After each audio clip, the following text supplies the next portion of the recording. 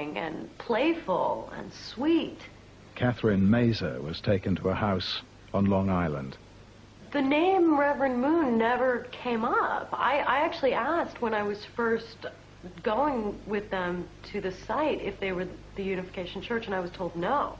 An FBI analyst wrote, Moon's success depends on very subtle, deceptive tactics. Finally, Catherine Mazer was told about Moon. He was her true parent. It would be dangerous to contact her real parents. Because they could be used by away the amazing gift of having met the Messiah, that Satan uses the ones you love to influence you away from the remarkable, unsurpassable gift you've been given. She says the Moonies encouraged her to lie to her mother on the phone, not telling her where she really was. But it was just important, whatever I told her, that I did not tell her that I was involved with the Unification Church. And they were perfectly happy for you to lie? I was encouraged to lie. I was asked to lie. Catherine's worried family traced her to the house on Long Island. And we need to see something. I'm sorry, she's not here. Okay. I'm sorry, she's not here. But you're not prepared to let Catherine see for herself? They were too late. Well, if you can't prove to us she's not here, then why should we leave under the assumption she's not here? She'd been moved, but the Moonies wouldn't say where. Oh, my. Right, you talk about it. So you actually thought that your mother projected Satan? Yeah, I thought she was being, you know, for all intents and purposes, possessed. In trying to find you? From the early 70s, Moon would be accused of brainwashing, mind control. Neil Salonen, once president of the church in America, says the Messiah never brainwashed his followers or cut them off from their parents. Because we are family-based, in many cases, members for the first time began experiencing a deeper and closer relationship with their parents. You're worried about the daughter. Okay, sir. But when Catherine Mazer's parents arrived at Moon's mansion outside New York, guards called the police. He's quoted as saying this is that we want absolute control of the mind. And to me, that means brainwashing. And this brainwashing comes directly from Moon? Absolutely, yeah. So we should show up there? Ex-Moonie Ron Paquette says he spoke to Moon's son about brainwashing. Right. And I said, in many ways, it reminds me sometimes of like the communist camps. And at that point he said, yeah, I know. He says, Father learned that when he was in prison camp. And I kept trying to make the point that, no, the way we bring in people and the way we control people is kind of like the way that this goes on in North Korean prison camps. And he kept saying, I know. Belvedere was the first of Moon's magnificent estates in America. Once, it was owned by America's wealthiest families. In some cases, recruits would make over everything they owned to Moon, then go out selling trinkets at inflated prices. I was sent out on the streets, sometimes for 14 or 16 hours at a time, sometimes in very dangerous neighborhoods. Wandering big cities, Catherine Mazer lived on hamburgers and donuts. There were many times where we were just on the side of basically a highway alone with hundreds of dollars of cash on our persons. In the end, she decided to leave the Moonies. I was told stories about other people who had betrayed the Messiah or who'd walked away. Something really bad could happen to me, whether it be illness or a random act of violence. I mean, I was scared. I was terrified. Catherine went back to her mother. Others stayed, giving Moon their all.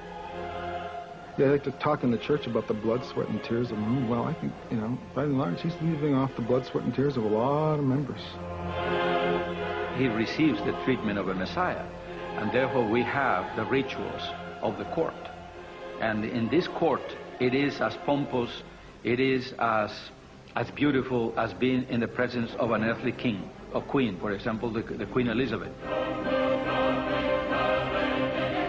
It's not Hollywood. It's real. That's the court of the Messiah. But after this is finished, he becomes a very, very ordinary man. He goes and digs his hands in the dirt. He examines pebbles. He goes into the mud. He goes and eats in McDonald's. With this blessing ceremony, I thank you for that we build the superhighway to you. The greatest honor for a Moonie is to be married by Moon. It's like a pyramid marketing scheme, and it's embedded in the theology. You, in fact, cannot be married by Moon, which is the ultimate blessing according to their theology, until you've brought 3 people into the church who are ready to die in your place. Once you've brought 3 people in, then you have the right to be married. You have the right to be blessed by Moon. He would even find you a partner, a total stranger. I am blessing this. Reverend Moon sees the family background and the future. So Reverend Moon is sort of a world's finest matchmaker. Sometimes Moon would choose marriage partners from their photos. Sometimes there's a picture matching, and sometimes the people, rows of men and women sit together, and he just picks you, and you're supposed to be husband and wife. And a lot of times, it doesn't work. That marriage is far more durable and lasting longer. Of course, there's some breakages, but not like 50% in the Western world. Welcome to Blessing 97, World Peace Through Ideal Families. The church claimed that millions of couples had been blessed by Moon in ceremonies from Seoul to Washington, even at the 2,000-room New Yorker hotel, bought by Moon for a few $1 million. He looked down into my eyes, and I felt that he knew everything about me. And then he guided me to where my wife was already standing. And he looked at us, and then he just beckoned to us to go. And we went to another room and discussed whether we would like to continue with this match. And I really felt that this was God's choice, and I felt a lot of God's happiness and joy at that time. Sometimes the matchings took a bizarre turn.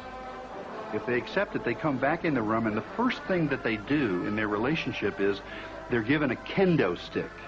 And the woman has to bend over, and the man hits her 3 times as hard as he can with the kendo stick. And the audience then judges that. If you didn't hit hard enough, the man has to hit her again until the audience accepts the strength of the beating.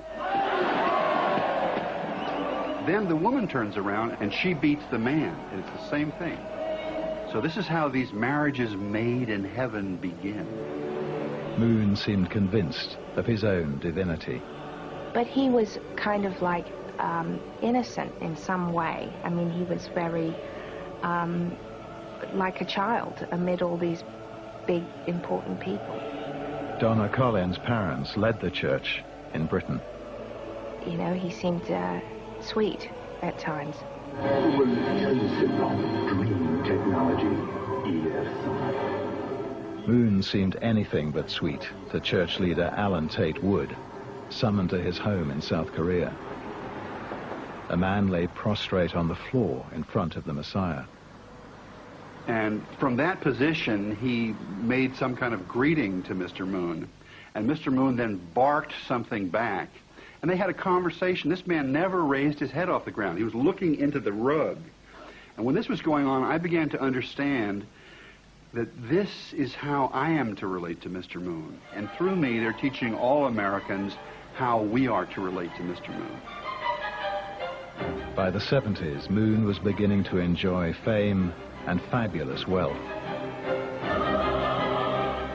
In Asia, he was building an industrial empire, processing titanium and ginseng, making machinery and guns. Over the years, church income would grow phenomenally. I do think that we're talking hundreds of millions of dollars. I don't know how specific beyond that I could be. In the United States, the Moons would spend a fortune, buying hotels, newspapers, fishing fleets, and property. In a bleak Massachusetts town, they even made machine guns.